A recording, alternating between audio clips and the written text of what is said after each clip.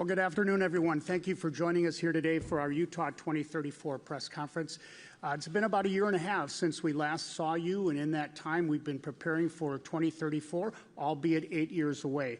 Today what we want to do is to celebrate our 8 years to go and update you a little bit on the progress that we've undertaken, and in particular looking at how we're working on projects now to maximize the impact and the legacy of our games, particularly through our work in sport and our local communities. I'll give you a little lineup of who we have here today. On your far left is Sarah Hirschland, the CEO of the U.S. Olympic and Paralympic Committee. Next up is Utah Governor Spencer Cox, Salt Lake City Mayor Aaron Mendenhall, the President and Executive Chair of Utah 2034, Fraser Bullock, and the Utah 2034 CEO and Vice Chair, Brad Wilson. Sarah, if you could kick it off for us. Thank you, and hello, everyone. Thanks for being with us. I have to start. I'm here today, obviously, with our partners from Utah, and the relationship between the National Olympic Committees and the organizing committees is so crucial to the success of the Games. So let me start by just saying again, thank you to the Milan Cortina Organizing Committee. We're having a wonderful time, and on behalf of Team USA, you guys are doing a great job. And I am here to emphasize to all of you how excited we are about the journey ahead with the Utah 2034 team across the board. It's an incredible place, Utah. If you've not been, I encourage you to make time to visit. The culture of sport in Utah is contagious. It is a wonderful place to spend time. It is a culture that not only supports Team USA and has supported Team USA for many, many years, but it's a culture that supports the hopefuls and the young people who are inspired by Team USA athletes and, frankly, international athletes from around the world who come to Utah to train, to recreate, to participate, to learn sport. And it's something that we're incredibly proud of. And it is a place where we can all learn how to build healthy sport cultures, how to integrate communities and build strength both in humans but also in the communities where they live. And I cannot reiterate strongly enough how important Utah is in our country in leading in that development of both a healthy sport culture at the most elite levels, but also at the grassroots and community levels. And so I'm here today to show our support, our encouragement to all of you and around the world to really lean on Utah as we go through this journey together over the next 8 years, so that we spread that culture and continue to ensure that it thrives and is strong in Utah for many years to come. Thank you, Sarah. We're so lucky to have great partners working with us in the movement. I want to thank our friends here in Milan and Cortina. We've been able to work very closely. We're very fortunate to have been awarded a Games so early in the process that we get to spend time with two different Olympics before it comes to Utah in 2034, and we've learned so much over the past few days. But we are excited to have the Games back in Utah. Just some notes for our friends outside the United States. Utah is the youngest state in the United States with an average age of 32 years. We have the highest rates of service and volunteerism, something that we're very proud of. People will remember from the 2002 Games the tens of thousands of volunteers who showed out, and it's been fun to work with the volunteers here in Italy as well. We're excited to open volunteerism up again for the Olympics in 34. We also lead the United States in economic growth, upward mobility, and social capital, things that make Utah an incredible place to live. We were named for the third year in a row the #1 state in the United States by U.S. News and World Report, and we feel very fortunate to have people that are working so hard to make Utah a great place. Now, again, this is not the first time that the Olympics have been in Utah. They were there in 2002, which was an incredible launching pad for sport in Utah. And because of the wisdom of people who were there, some of them were there before us. One of them was there at the time, and we appreciate Fraser and his leadership then. The legacy of those games are present almost every day in Utah, in Salt Lake City, and the surrounding areas. We have hosted more than 1,200 national and international sporting events. Our venues are active. They've been upgraded. They are world-class venues, and they're blessing the lives of not just people from Utah, but people from all over the world who come to train there and to compete there. It didn't happen by accident, and we fully anticipate that 34 will be the same. We will use that as an opportunity to upgrade the game's experience and make sure that it continues for future competitions. Now, I want to just say that we're lucky to have so many sporting events in Utah, and we're lucky to have so many great athletes in Utah. If you look at the athletes competing for the United States here, a significant portion of them, I think more than 30% of them, come from the state of Utah. They call Utah home. That's where they live. That's where they train, and we're very fortunate to have those athletes. I also just want to mention their families. We're considered the family state. I mentioned we're the youngest state in the nation. We have more kids per capita than anywhere else in the country, and we believe in the strength of families, and we honor those families who have sacrificed so much for their athletes.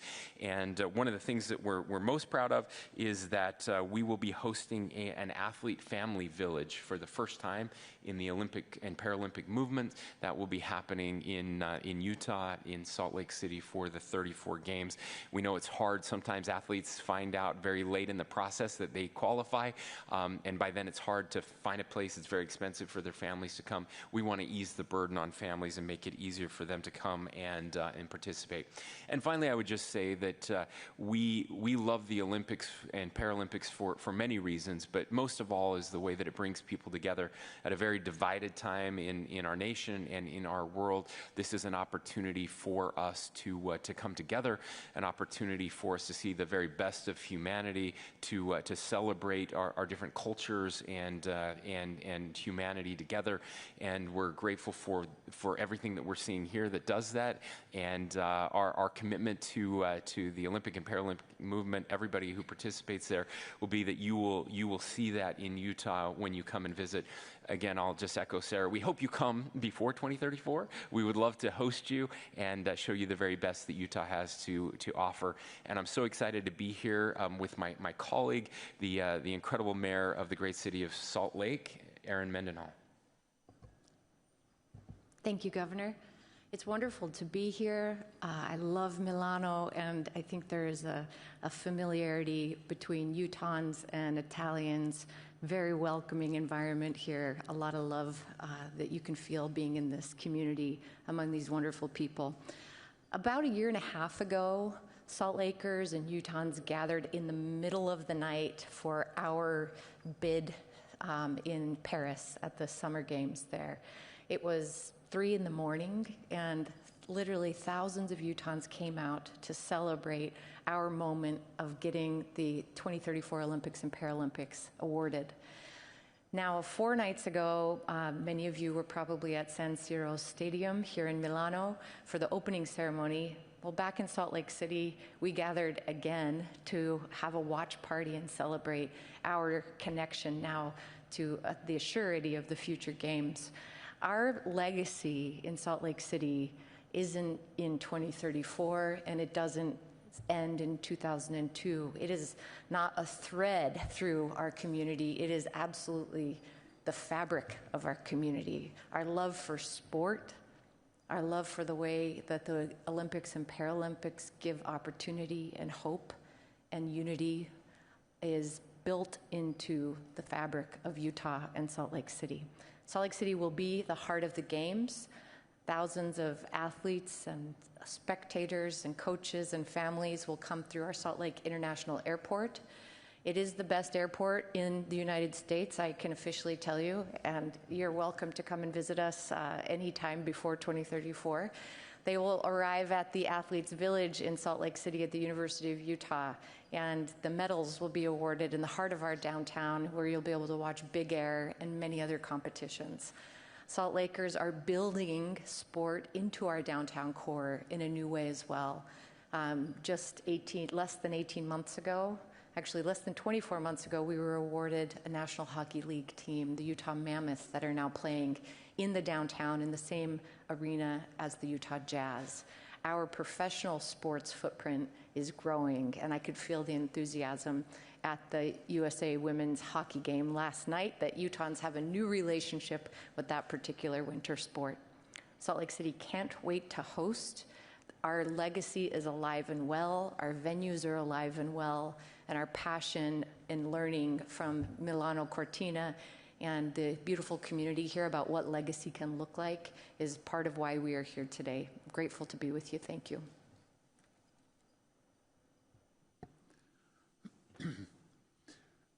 Now you can see why we won our bid 18 months ago. We have the best governor, we have a fantastic mayor, and we have a superb partner in the USOPC. That's what put everything together for us. So I'm so grateful to all of them and how they helped us. The big question is, why put on the games? Why go to all this work and endeavor? We see the opportunity that it brings unity and hope to a challenging world. And one of the things we want to do is put our signature on the 2034 games by doing something special. Yes, we want to host the games, we want to host the athletes, but how can we impact the world for good? And we have a vision which is elevate our communities, elevate sport, and elevate the games experience. And so the governor talked about one key initiative to do that. That's athletes' families. We're super excited about that. We think it'll be a signature element of our games. We're thrilled about that. But the other thing that when we talk about unity, there's a lot of meaning to the words Olympic family. And Milano Cortina is now part of that Olympic family. I can feel it when I go out there and all the volunteers and at the venues, and I was up in Cortina, which may be the most beautiful downhill in the world, spectacular, and seeing all the people working so hard to make these games successful, it just felt like we're all in this Olympic family together. And so I'm just thrilled that Milano Cortina has joined this important, great family that provides so much opportunity. And one of the elements of that family is the interactions that we have with each other, whether it's a volunteer at a checkpoint or whether it's innumerable meetings that we're having with the IOC and international sport federations, but they're so helpful. We can get so much work done. We're working on key elements of our games right now, whether it's technology or hospitality. We're trying to advance elements. But interacting with these great people at the IOC and other OCOGs is such a learning experience for us, and we want to learn from Milano Cortina. We've signed an agreement with French Alps where we're going to collaborate together. It's this notion of Olympic family and interactions and coming together. One last thing in terms of interactions, I had the opportunity to spend about an hour with President Coventry yesterday, and she's wonderful, brilliant, capable, and provides superb leadership, and she's a big fan of Utah. So we're thrilled to have these interactions, the relationships, the opportunities to learn, and we look forward to continued great games, spectacular games here in Milano Cortina.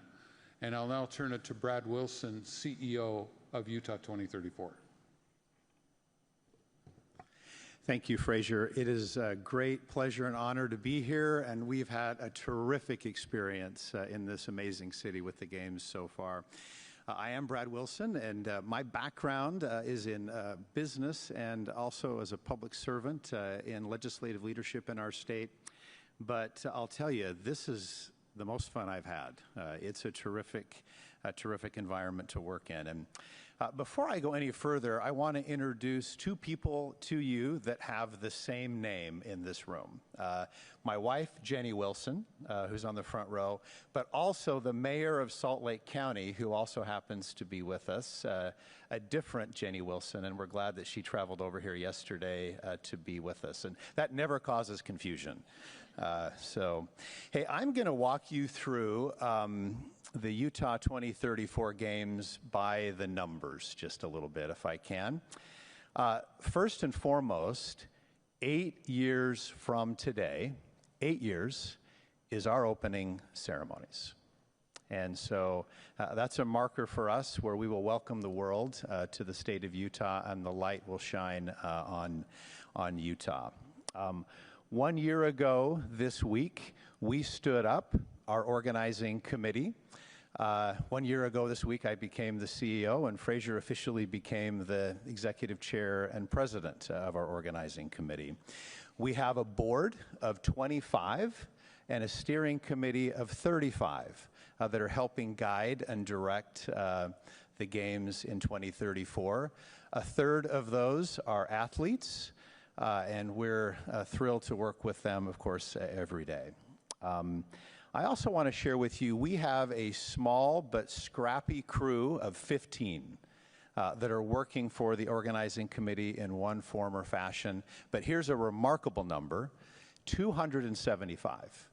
275 years of Olympic Games experience inside that team of 15 that is helping guide and direct and execute our games. So you may know this, you may not, but one of the challenges that we have as an organizing committee is we don't have any marketing rights to fund our games until after the LA Games in 2028. And so we had to get to work and find creative ways to pay our bills. So we did get to work, and we stood up an organization or an entity, an effort called Podium 34. And here are the numbers of Podium 34. Podium 34, to date, since February of last year, has raised $250 million in charitable contributions from the Utah community to help support and kickstart and be the base layer of funding for our games. And we expect by the end of 2026, by the end of this year, that that number will be $300 million of funding that we have generated. And we can't thank the foundations, the families, the businesses in Utah that have donated those dollars towards our effort. Lastly, just a few other things that relate to the numbers of our games. I don't know how many, maybe 3 billion people in 2034 will watch the games come from Utah. We have 29 counties in Utah across our beautiful state, and our objective is to engage the residents of all 29 of those counties in our effort, and we want to see volunteers from those communities. We want to see people that come work for us, and of course we want all the people in those 29 counties to experience the 2.8 million tickets that we will have for our games in 2034. Team Utah is ready to get to work. Our mission is to elevate sport, elevate the games experience, and elevate the communities in Utah. That's it, Tom. Great. Thank you, Brad. Thank you, everyone else. We now take some time for questions. We have until about the bottom of the hour or 35 after, so happy to take questions from the media. Yes. Second, yeah, there you go. Josh Peter with USA Today. For the governor, you said that you've learned so much over the last few days. What have you learned, and how might it impact preparation and what the Olympics look like in 2034? Yeah, thank you. It turns out it takes a lot of work to put on a games, and that's the thing that we've spent most of our time not at events but behind the scenes. We've been touring venues, back of house, the athletes' village, the welcome center at the airport. And just trying to understand all of the pieces that go into a games, the technology piece, the transportation piece, and so we've brought teams with us from the state, from the city, from every organization that's going to be involved, so that they can be in direct contact with their counterparts here in Italy, and that's for me. It's kind of the overwhelming nature of a games. I mean, we just had a Super Bowl in the United States. It's like having multiple Super Bowls every single day. It's that kind of crazy for a couple weeks, and then the Paralympics on the back end. So to me, that's what we've been learning. We knew this coming out of 2002, but a lot of people have retired and don't bring that knowledge to their current positions, and we're just really excited. Again, it's helpful for us. We get more of an on-ramp, more lead time than any other any other games in history. So it's pretty fortunate that we get to do that. Okay, down in the front first, and then we'll go back. Thank you. Sebastian Arista from Ala News. A question for the governor. What do you think about the ongoing controversy between the White House and the athletes, and do you believe this could in any way affect the lead-up in the games? And do you feel a new trend is emerging in which presidency directly influences the relationships with the athlete, and if so, in what does concern to you? Yeah, look, we love our athletes, and we're grateful for our athletes. We recognize that there are lots of divisions in our country and in our world today. I love that we live in a country, that we get to live in a country where people get to speak their minds. That's true of athletes, it's true of governors, it's true of presidents, it's true of every individual in our country, and I'm grateful for that. And again, we care about unity. We believe that this is an opportunity to bring people together. So grateful for Sarah and her team and all of the athletes, and for the competition that's happening out on the field for these games. So people are going to speak their minds, and I'm grateful for that. I think that makes us better. Hi, Christoph Becker from Frankfurter Allgemeine Zeitung in Frankfurt, Germany. I've been to Utah. It's a very welcoming place, and the overall impression that's emanating from your press conference is a very welcoming impression.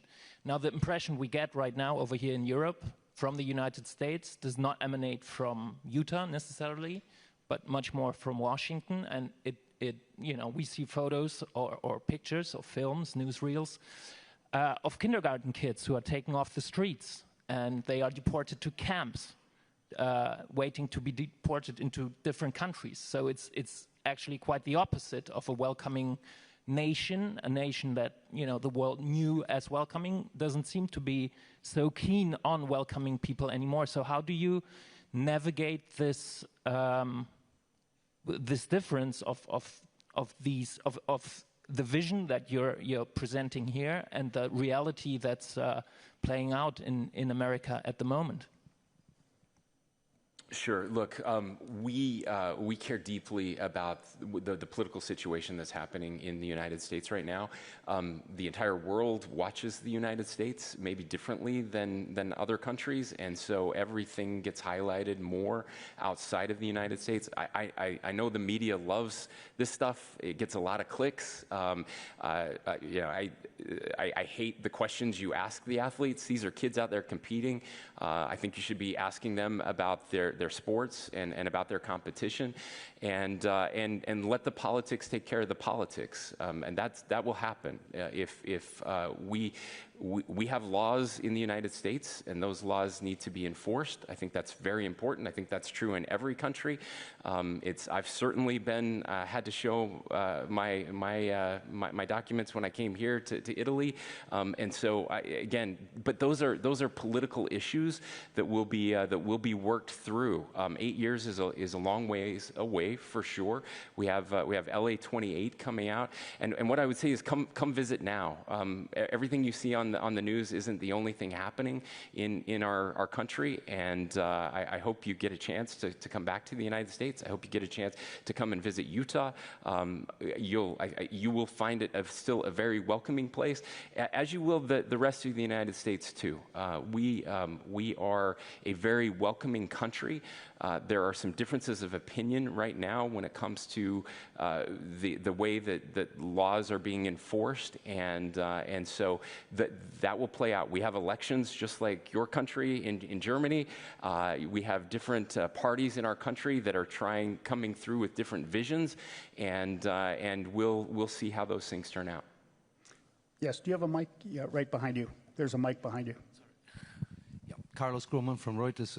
Governor Cox, your president called Olympic athletes real losers. So it is not necessarily the media that started this discussion. I was wondering, do you consider Olympic athletes to be real losers given that you're hosting the Olympics? And Sarah, have you been in contact with the administration about that comment? Thank you.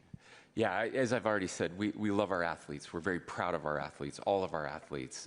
It takes a lot to perform at this level, and the sacrifice that goes into to these games, and being here on the ground and being able to engage with the athletes, not just the athletes from the United States, but we've had an opportunity to see and meet athletes from all over the world, all chasing that same dream. And I'm really grateful and proud of all the athletes. And I'll add, it's important to us to ensure that anyone who is reacting to or commenting on something that someone said understands the totality and the context of what they said, and that's important. I will point to Hunter's post, I think from yesterday, in which the first line he said is, "I love my country." And I've been in touch with Hunter. We've been in touch with folks back in the United States to ensure that everyone understands the context and intention behind all of these comments. And I have all the confidence in the world that every member of Team USA is proud to represent our country and understands the opportunity they have to bring people together. And we're all here for that. And that's exactly what we're going to do. Yeah. Hi, Graham Dunbar from the Associated Press. I think the general view from Europe is quite clear about the US these days. We'll talk about climate. Just to be absolutely sure, today, in 8 years' time, will be the opening ceremony. Is that locked in? Because the IOC has said maybe we're looking to bring the Winter Games forward to January, more because the Paralympics in March is the climate issue. But how much of preparing for weather and climate changes over the next 8 years is part of your thinking? What sort of measures have you got in place, and how much of a concern is it for you? Fraser?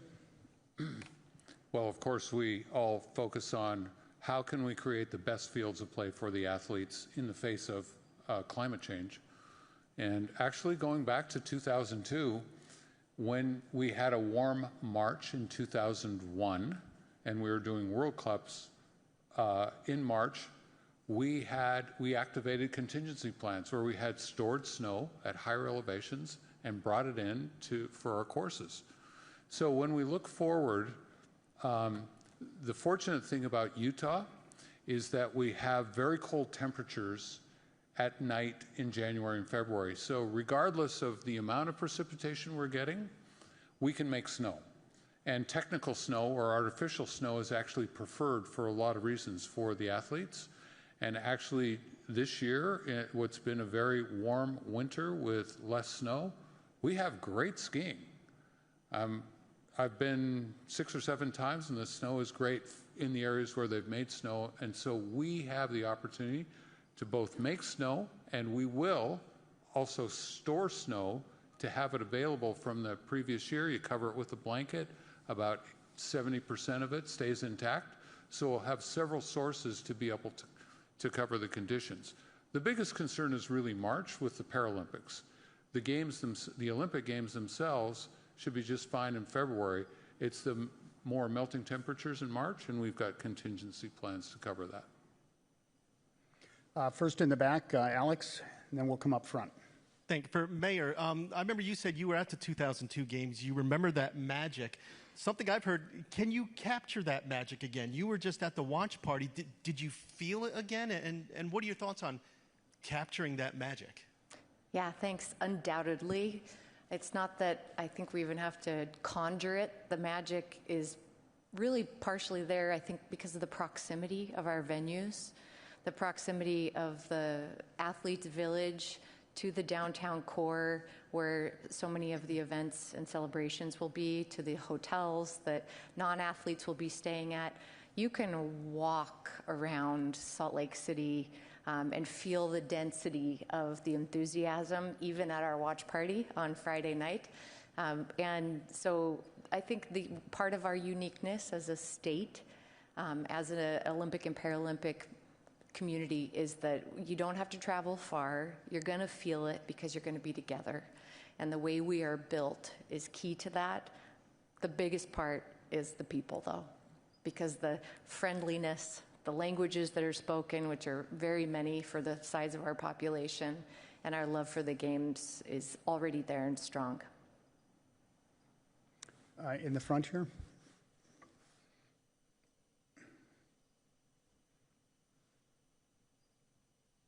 Philip Barker, Journal of Olympic History.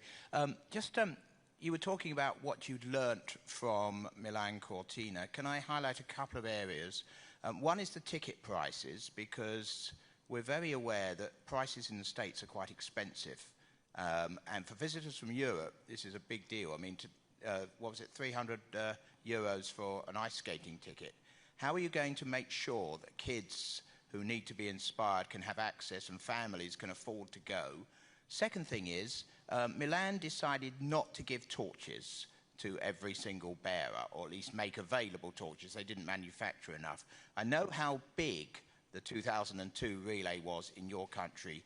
Will you revert to having the torches for every single bearer so that people can use them afterwards as a legacy tool to take into schools, let the kids touch them, and that sort of thing?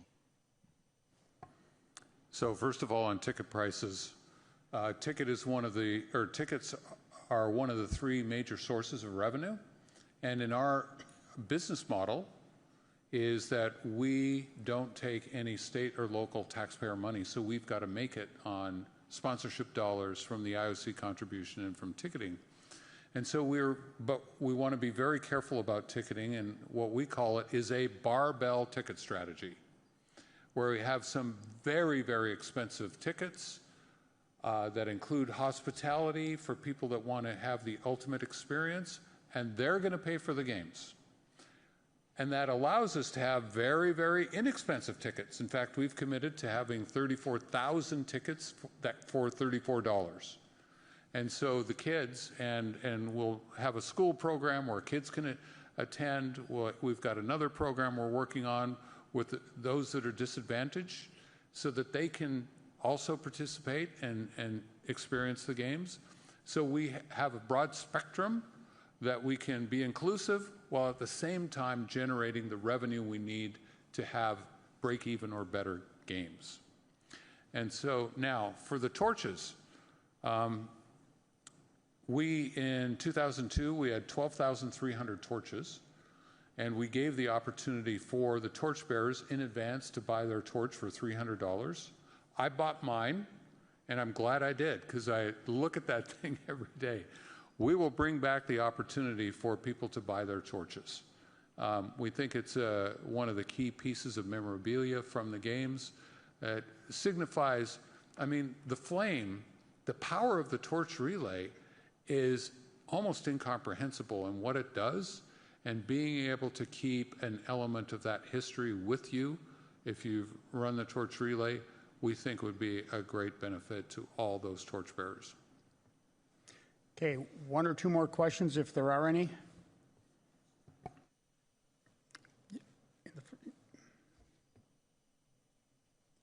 For Sarah, anybody else who wants to chime in, I'm just curious to know if you had a chance to talk to Lindsey Vonn and how you feel about what's happened with her. Fraser, you were there.